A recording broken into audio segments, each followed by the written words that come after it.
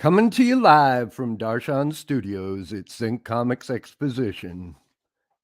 Hey, let's put on a show.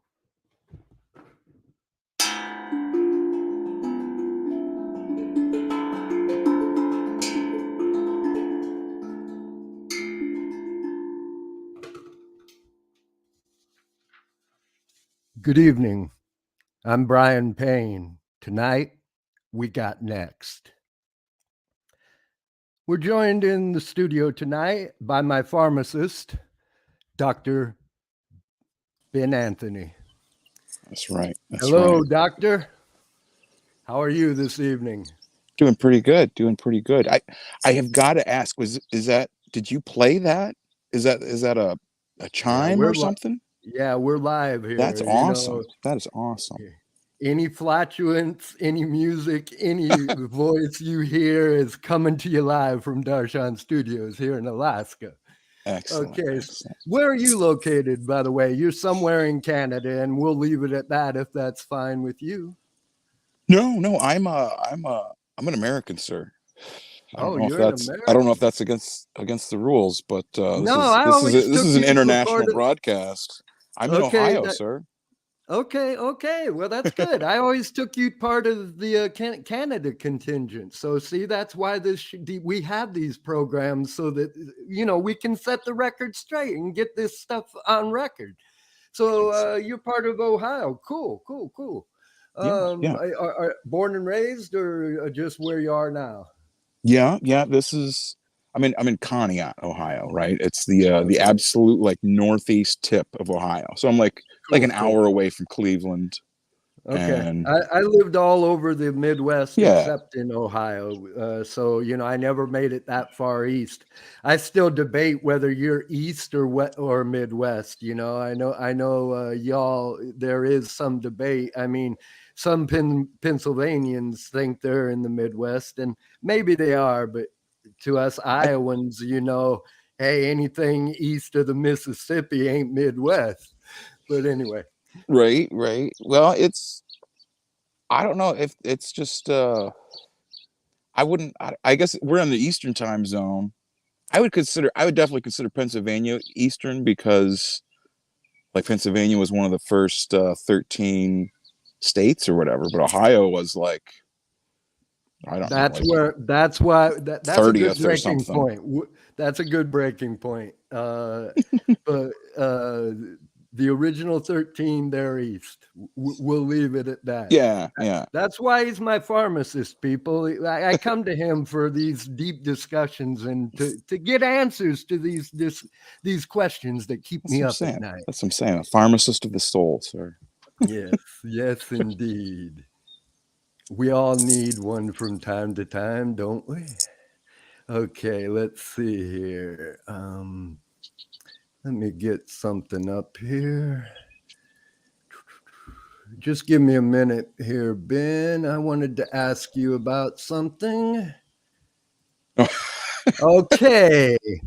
Now, I think the first time we became aware of each other was probably working on the Darkest Image stuff. Just before we went to broadcast tonight, Peter Hensel emailed me this, or he did not even know that we were going to be chatting, and I asked him if we could talk about this.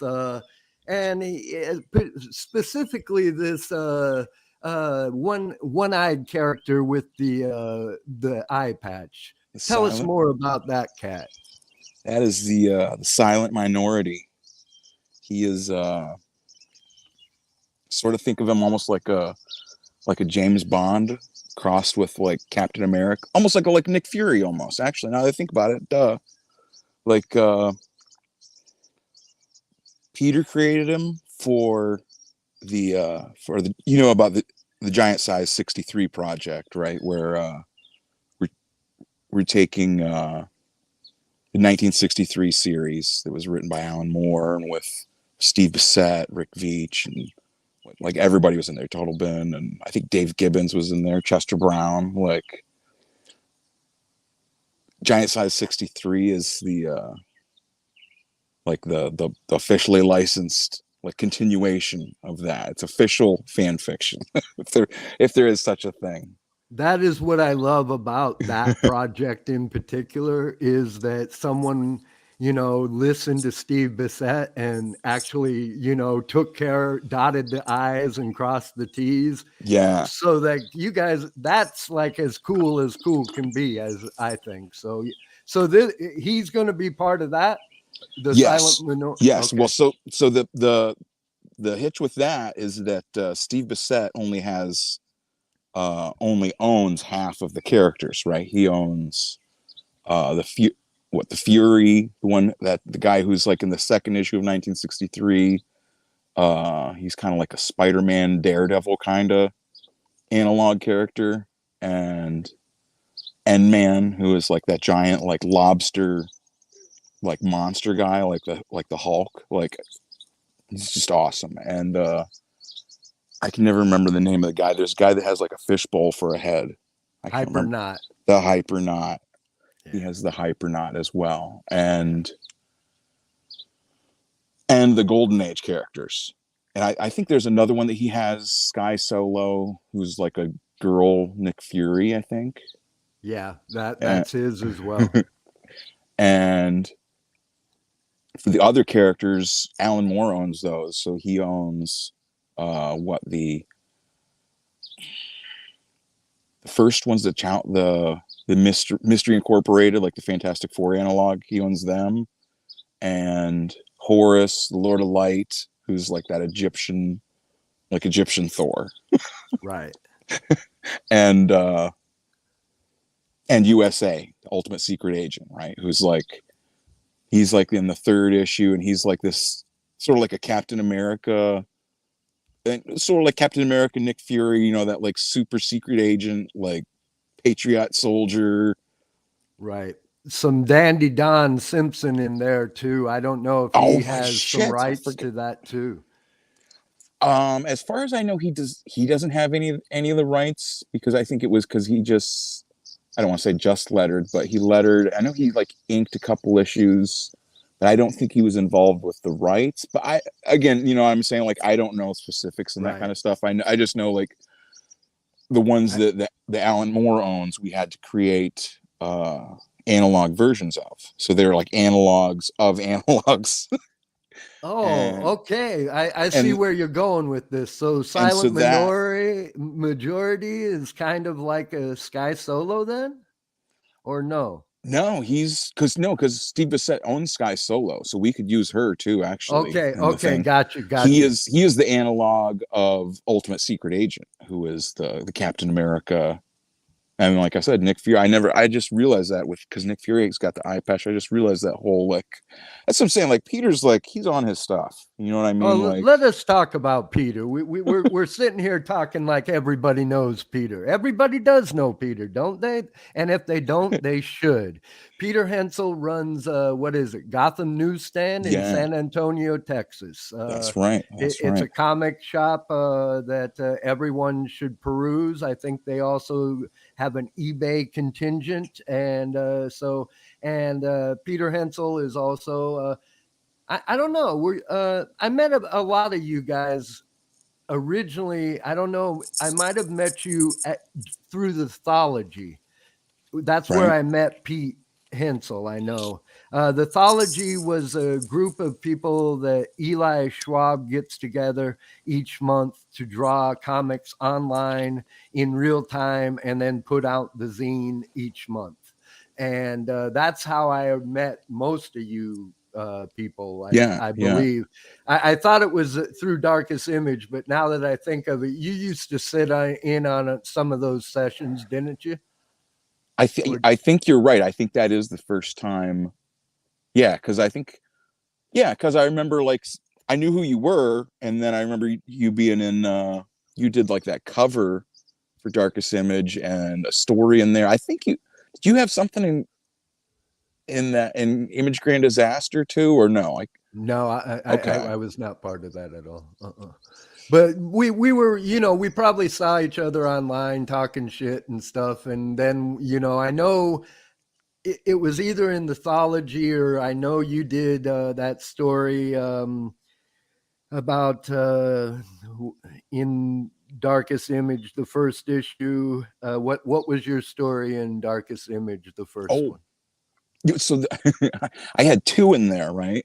And Yeah, so that was what like tripped me out with Peter, right? Was that like he had created this silent minority character and for Giant Size 63, and then he inserted him into his Darkest Image story as well, because like I picked, there was like a bunch of writers for the Darkest Image series, like the fan fiction thing. Like there was a bunch of writers that all had, you know, their story idea or their pitch or whatever, that didn't have artists, right? And I was like, right. you know, I just want to like, I want to draw somebody's thing. Like I think that'd be awesome. Like, and I read his and I was like, that sounds pretty cool. It was like I'm not sure how familiar you and your listeners are with all the 90s Image characters, but Deathblow was one of the characters that Jim Lee created, right? And it was like, so it was like Jim Lee's like homage to Frank Miller, because it was just like he did Wildcats and all his like X-Men kind of stuff, and then he did Deathblow, and it was just like this military thing, and it was all in that super you know, that super high contrast, super shadow work like Frank Miller does. But it was Jim Lee doing it, and it was this, like I said, it was like this super soldier kind of guy. And of course, you know, there's like 100 issues that he was later in that like a whole bunch of other people did. And one of the stories was that there was clones of him, right? And Peter wrote this whole story about a clone of Deathblow. It was like I think it's like the only female clone. I don't know. I'm not. I don't know the Deathblow continuity. Mythos. Right. Okay. I don't follow all of it. Not that I'm against it, but I can't follow any of it. You know, I love Batman. I love all of them, but like I couldn't That's tell you. actually You what I know, love about superhero comics is the dangling plot threads and loose continuity. Everybody exactly. freaks out about it, but to me, that's what makes them great. So, I That like picking up an issue and not knowing what the hell's going on and just being jumped into the middle. So, uh, but continue. Tell us more about Death Blows. so that was Peter's story, was about Genevieve Cray, who is this a clone of Deathblow, who in reality is, you know, just like a Punisher clone basically. Like, and Punisher's what, like is Punisher an analog of some other character? I don't know. But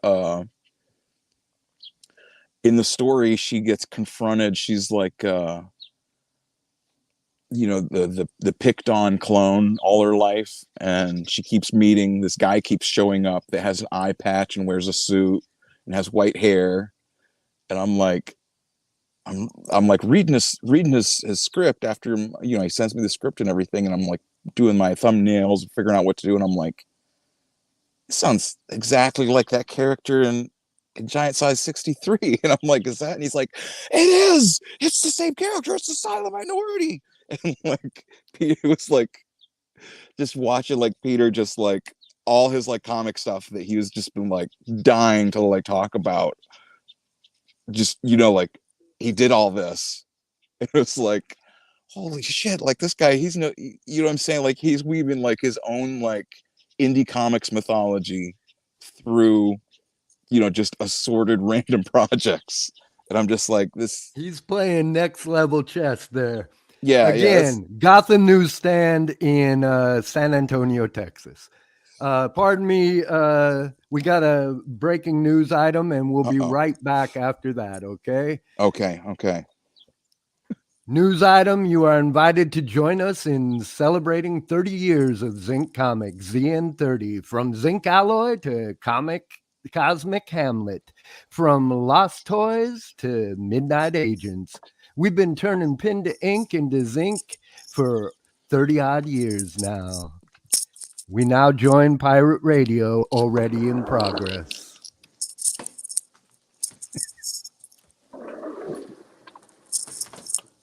All right.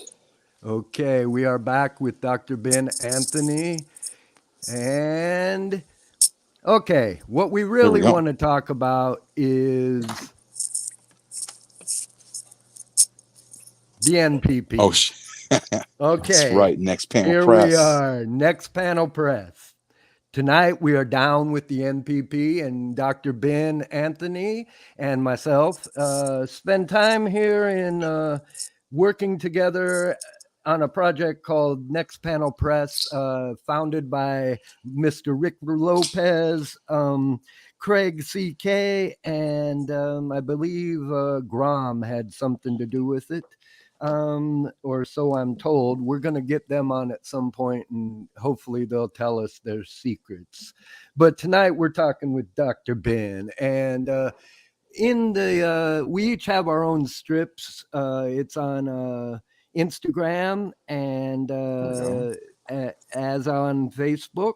And you guys all need to check us out. There's about 13 odd of us in this syndicate, and we all post comics every other week, but you get comics every week, about 6 or 5 per week, depending on how Craig and Rick slice it.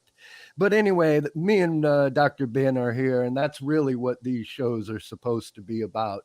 But we had to get to know each other first. But I have a strip called Miles North, and my friend Dr. Ben has one called Calling Dr. Ben.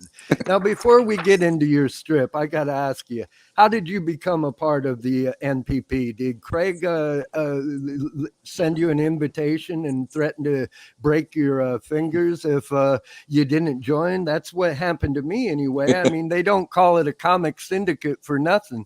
But anyway, how did you come to be a part of the NPP? Yeah, it was Craig. Craig messaged me. He was like, "Hey, you got to do something for us. Like, we've, I mean, obviously the same thing. I've known him just through doing all the ringside thologies and hanging out. He was in the Image Grand Disaster and Grand Design. I knew him from there, and I'd seen him and Rick doing the NPP thing. I'd been following that, and he just sent me a message. He was like, "Hey, you got to do something for us." I would suspect with my status as a doctor that he would assume that broken fingers would not necessarily pose a challenge or real. Like I've come back from worse, so. I think he maybe just knew he needed to speak that kind of language with me. But you came in just before or just after me. I can't remember, but you've been doing this strip here. Let's get back to it. Yeah. Calling Dr. Ben. Tell us about it. Well, it's a true story. It's a dream. I do a lot of like I keep a dream diary. Like I write down dreams that I have. Yeah, I've done that forever. Honestly, it was because of Roaring Rick Veitch's Rare Bit Fiends, his own dream diary comic. Like I read an issue of that when I was a kid, and it blew my mind because he was having dreams about hanging out with Neil Gaiman and Steve Bissette and Dave Sim, and like I was just like, what? You could just make what? You could make a comic about that? And like ever since then, I've just been fascinated by dreams, and like I said, I write down interesting ones I have. I don't write down all of them because like after you start writing them down, you get like a better dream memory, if that makes sense. Like the more you do it, the more you remember it. That's what And I've heard. so that's what I'm saying. And how dreams are. Sometimes they don't even make any sense. Like they make absolutely no sense. But this was whatever. I know I put the date on there whenever I had it. It was, I want to say, like February of 21, and it was just I remember like being at a comic shop, and I was making like noodles, like ramen noodles, like putting them in a bowl and putting hot water on them, and all these people are like, he's coming, he's here, Ed's here. And I'm like, what? And like I look out the window and like and Ed Piskor, the creator of Hip Hop Family Tree and the Red Room comics and the X-Men Grand Designs and co-host of the Cartoonist Kayfabe show.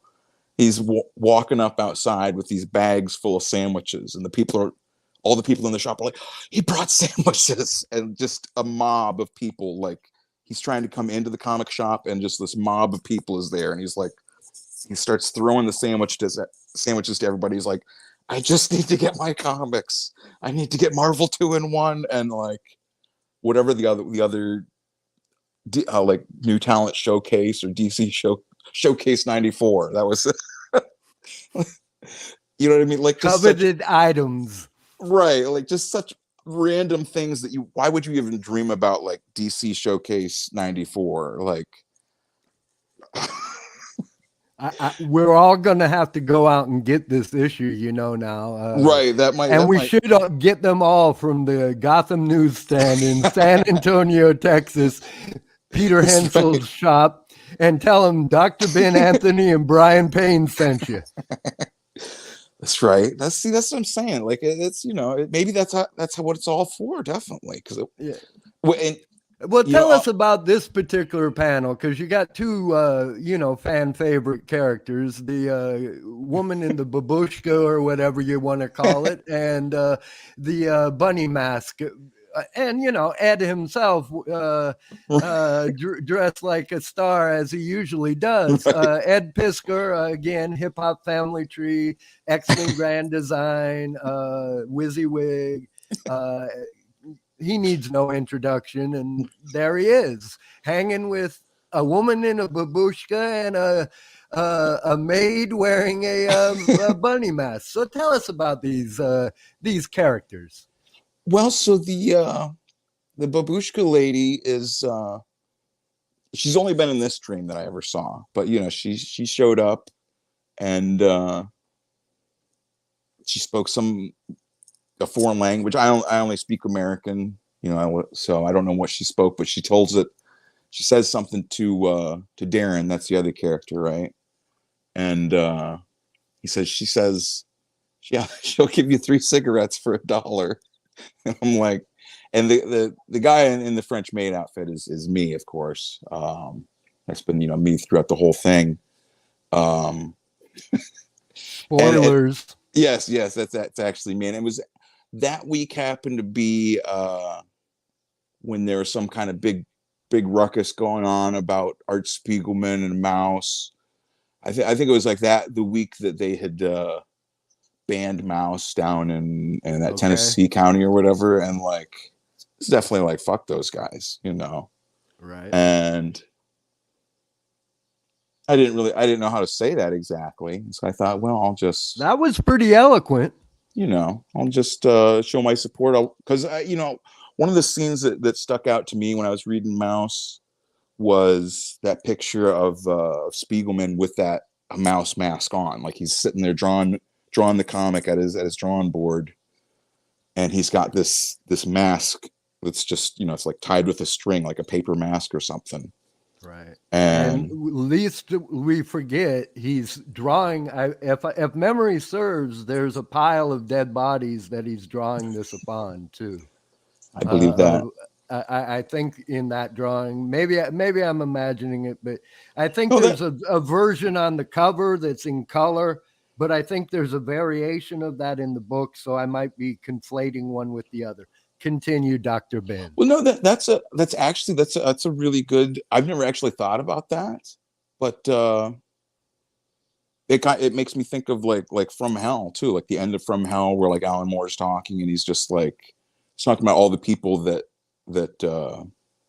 write stories about all these like horrible things, right? So whether it's the Mouse and the Holocaust or Jack the Ripper, or there was in the 90s, there was those celebrity comics. Every time there was like like an OJ comic, and whatever all those other ones were. I want to say like Jennifer Flowers or something, but I don't think she was a killer. I don't know. Tanya Harding comic, probably. You know what I mean? Like anytime there's these horrible things, and it's like, if it bleeds, it leads, and eventually you have the book, the movie, and the comic. Right. Hopefully it's the comic first, though. Forget all that other stuff. That makes me wonder: is there ever been a proposed like mouse movie or I would like say an animated flick? I would have to think that he'd probably nix that pretty quickly, but I don't know. You know, I don't presume to speak for art. You know, I can't do that. Okay, we're rounding up to about 25 minutes. You just put on a book. Tell us about your book. Yeah. And that you went to New Comics Day. If you need to go get your book, go get it, man. Yeah, let me grab it real quick. Hold 3 seconds sure. here. Okay, I clicked this thing on there, so hold on. Okay, again, we got the NPP we're talking about tonight, and this is a group portrait I made of some of the characters you might meet at Next Panel Press each Sunday on Instagram and Facebook at Next Panel Press.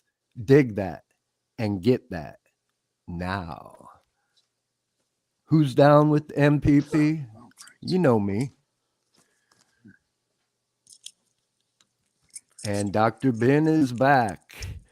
He's putting in his earbuds, and we're going to be talking about new comic, Free Comic Day, which is a scam that we poll each year where we say the first one's free and you come into the comic shop and hopefully that gets you hooked and you keep coming back and get that habit and buy each Wednesday a big stack of them paper volumes. And don't you dare call them floppy, because Floppy was a dog that used to introduce cartoons to me when I was a child in Iowa.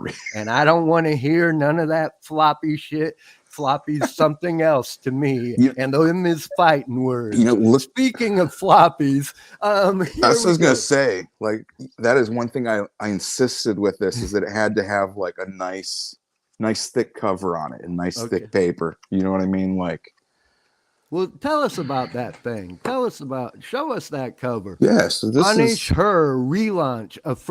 It's a first issue. It's a first issue. And tell us about it. So, yeah, so this is basically, obviously, it's like an homage to, let me get the glare off of there, Spider-Man, Amazing Spider-Man 129, you know, the first appearance of the Punisher. And the entire comic, well, no, not the entire comic. The first part of the comic is part one of the story of her, right? Like, it starts out and just immediately, you know, like the first page is just she's being held by an evil clown and this lady. Did you say you want me to pour acid on your face? Kind of weird, but okay. I'm hooked. You know, if that ain't a page turner, I don't know what is. And, you know, and then the next page, of course, she gets the acid thrown on her face. They throw her on the ground. She's screaming. There we go. You know, they're not going to kill it. And then I put in this record scratch. We need one occasionally. I mean, that's the pause that refreshes. They do that cut and splice for a reason, especially when they're cutting and dicing. That's what I'm saying. And then it goes back to explain where I'm horrible with figuring out where I'm at on this. Yeah, that's her. That's her backwards. That's her before she runs into these evil clowns. You know, her and her friend there going to the club, and we can't quite see it, but it's kind of implied they're inside, and the clowns talk about, you know, they want to do a little bit of the old ultraviolence, right? And I put in ads for my local comic shops, Comic Book City. I was really impressed with your ad making. I love fake ads, and making them real ads is even better. That's what I'm saying. I put in them, and show the other ones here, just because I can't show you all the comic. I can't. Right. Hey, you got to buy that thing, and you do have a store, correct? Oh yeah, that's all. That's Okay, all on we'll there. put a link below this episode. So by Dr. Ben's comic, make it in demand, make this thing go viral, and Oh make yeah. that thing a #1 bestseller. Now, pick up that cover once again. Oh yeah. Yeah, zero in up there in the corner. What is that next to the P there? Oh yeah, I did like a little not. corner box. No, Oh yeah. this not thing. What's that about there? Oh Tell yeah, us it's about that. We not. can't see it on screen, so you're gonna have to explain that to Yeah, it's us. not approved by the modern what do they call it? The Comics Code Authority, which is the new is the Comic Book Workers United editorial union that demands that they can approve or deny or cancel any comic if they're going to be published by the Comic Book Workers United Authority.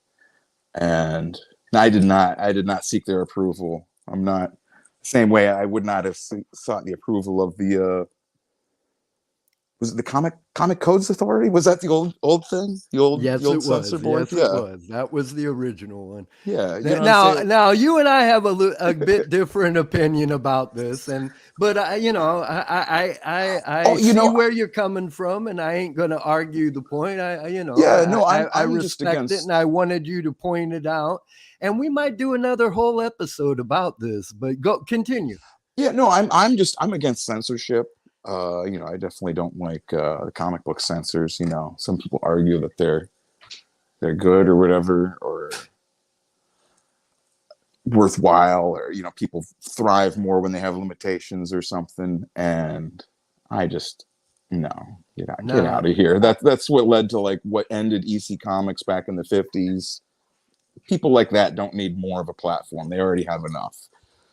And but now, I'm for that said, I'm saying I'm for like workers' rights. If it's a union that just says, hey, you know what, give us our money, make sure we pay us for this and that, or office supplies, or what I'm saying, like this, things like that. And if someone doesn't want to work with someone, let's that's pick what on. strikes are about. That's what I was gonna say. Let's pick on Frank Miller, right? Because he's the easy one to pick on. Like if someone says, I can't work with Frank Miller because he draws this or that, or whatever. I don't like his Holy Terror book, and once people say it's the Holy Terror book, then they also go, but also if you look at Sin City, it's misogynist and this and that, and it's like, okay, well, I agree. if I somebody doesn't want to actually work with someone like that, that's fine, but I don't think that they should have a right to stop him from being published or what. You know what I'm saying? Like where I draw I the line. think it's really good that you've pointed out that particular provision in their demands. I do think that's good. I'm not quite sure you're equating it with the EC comic thing, but I get where you're coming from, and I can see the argument, Yeah. and I think it's commendable that you're bringing attention to it.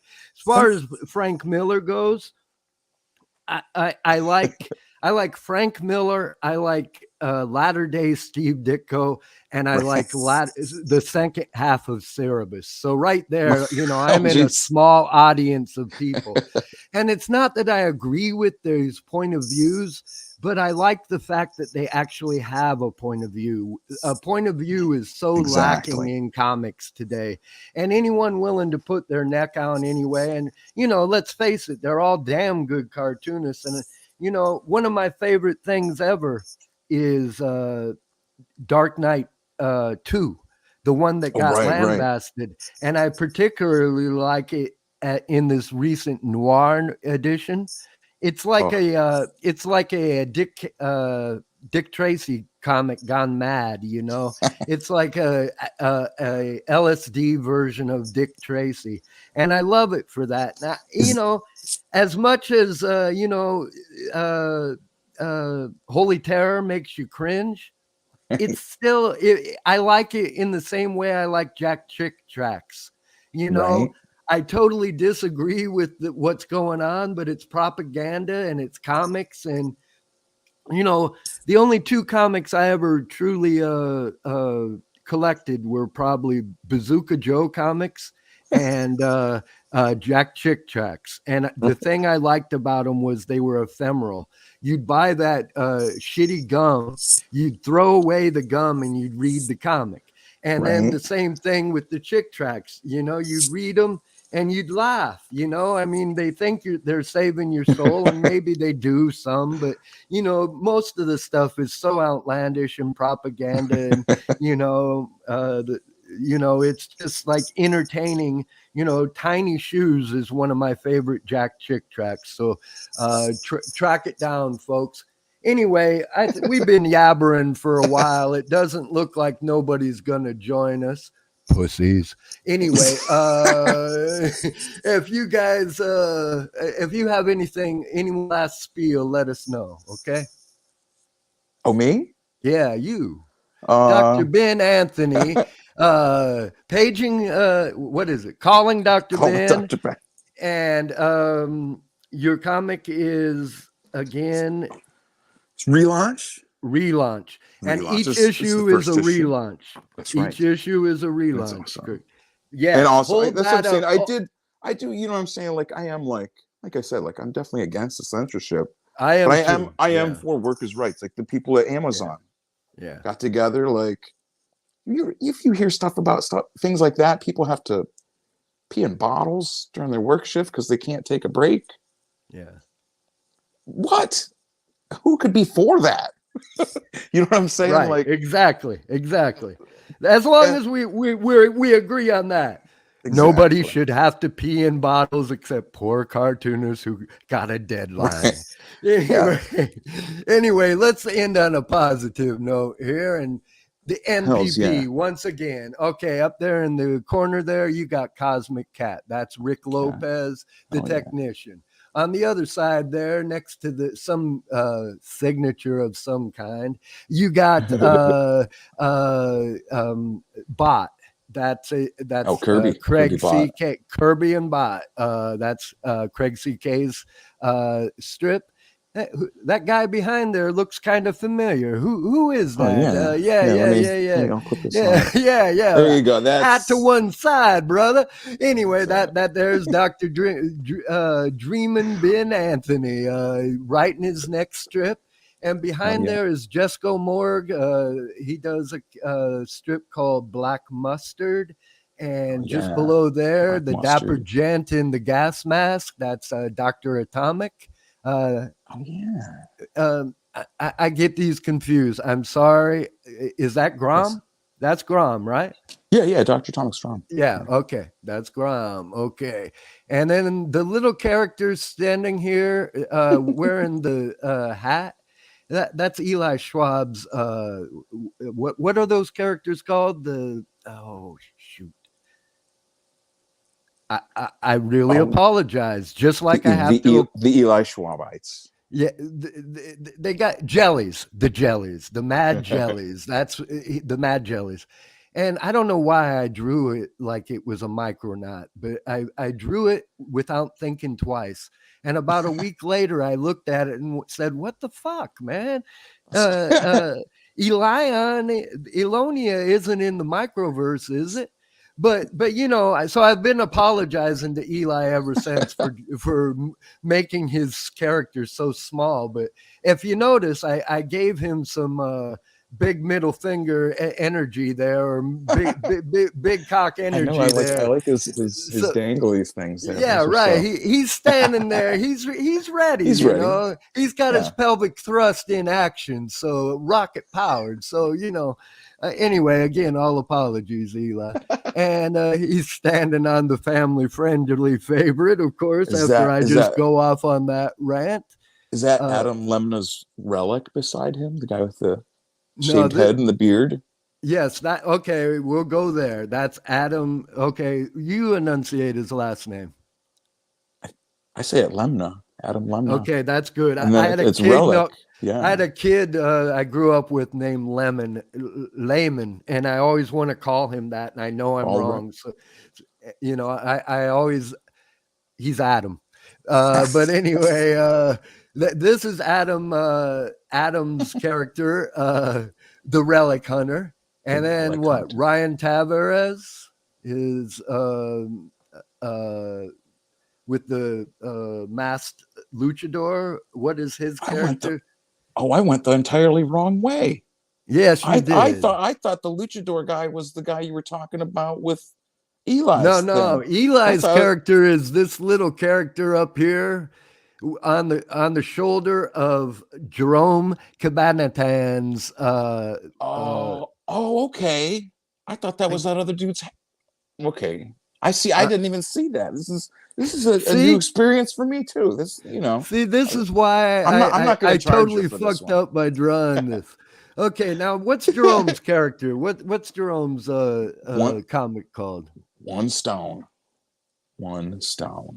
He's like like a ninja that's a rock with that thing on his face. Like, I've been trying to finish my fan art of it because I just want to draw like Kirby Crackle coming out of his eyes like that. You know what I mean? Like, I can't believe I missed the opportunity to draw Kirby Crackle. That has bothered me almost as much as fucking up Eli's character. You always got to draw Kirby Crackle. That's yeah. And then down here is Jeff Manley's tits. I know it looks like dogs, but it's tits. Tales from the Shallows. So, and then here in the middle is that's Kid Rad by Doug Knight, correct?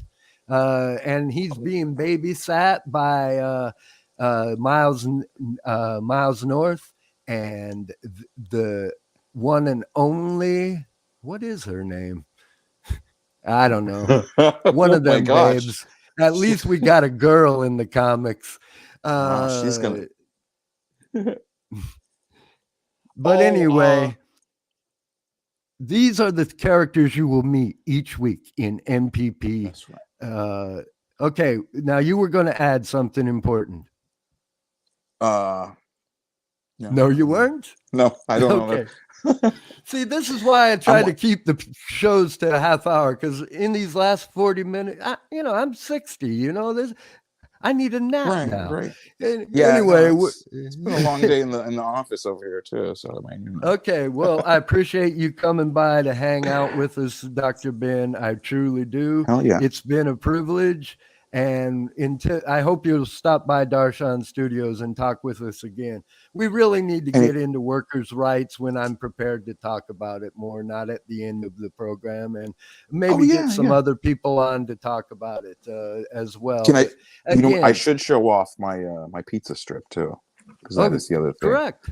It's just that's my other part that I really loved about this was after the whole murderous clowns and everything, right after all that, my little pizza guy shows up.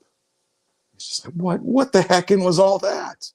And then it's me trying to explain it to him.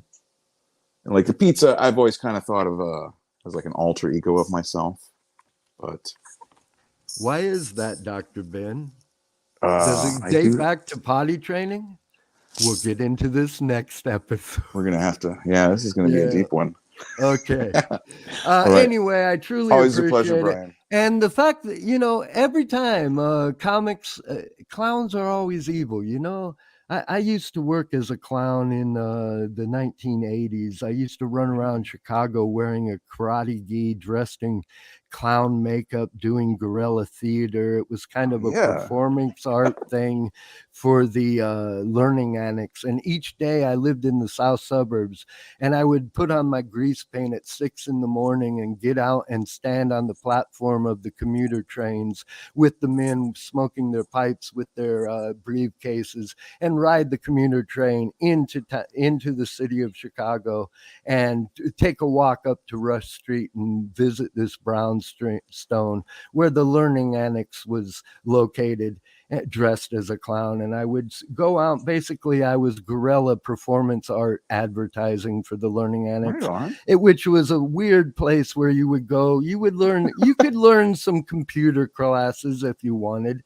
but they had weird classes where you would go to learn how to eat an artichoke. It was basically a yuppie place to pick up chicks and meet men and that type of thing. But they once had a debate between Abby Hoffman and Jerry Rubin after Jerry Rubin had become a Republican, and they were debating that. That was kind of fun, but I was there dressed as a clown, wearing a karate gi, and so the only one who understood me in the room was probably Abby. But anyway, we're gonna call it an evening. I like that. That's good stuff, definitely. And thanks a lot. With that story, with that tangent, we're gonna leave it there. And until next time, think of Zinca, think of Zinca, think of Zinca, think of Zinca.